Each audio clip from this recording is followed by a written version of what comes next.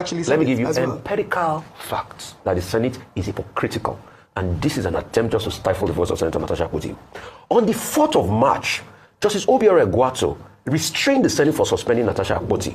But it was vacated on the 20th of March. Did the Senate comply with that judgment then? They didn't. You know what they remember? They now started positing them. The Senate started saying that the court cannot come and intervene to the Senate matter.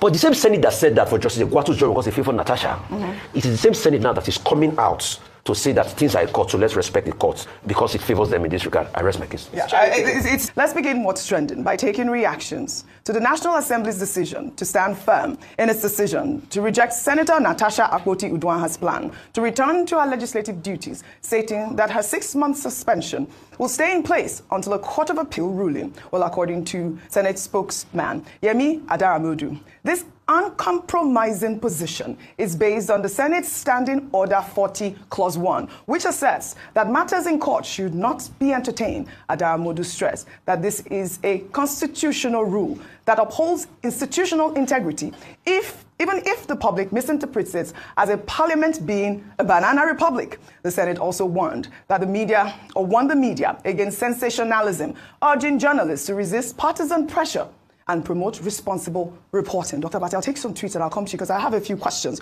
regarding the stands by the Senate. Now, Sola wrote, this is beyond belief.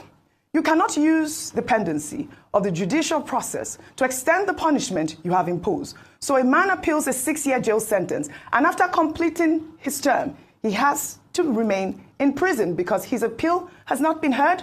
Surely, there are lawyers in the National Assembly. Well, another ex-user wrote, this is getting interesting.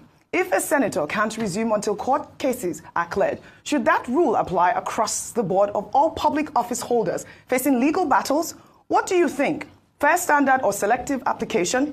Am I overthinking this? Are we overthinking this, Dr. Bati? Because I also know that this whole idea, the Senate's position indicates that, Senator Akpoti-Uduaghan's return is solely dependent on a ruling from the Court of Appeal. Natasha, as we know, had written a letter telling the National Assembly of her intention to return on the 4th of September, exactly 6 months to the day of her suspension.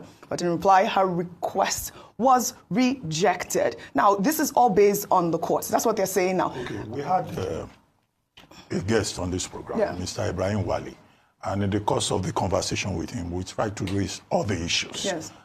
Senator Akpoti-Uduaghan was sent on suspension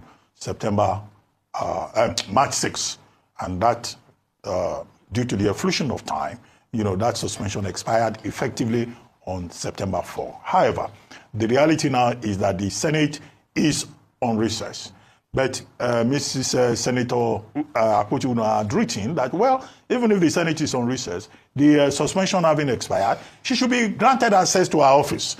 Because after all, when the Senate returns, she should have access to her office. There are projects, there are bills she's working on. She can, if she so likes, have access. It was on the basis of that the clerk of the National Assembly then said, oh, there are matters that are still pending in court.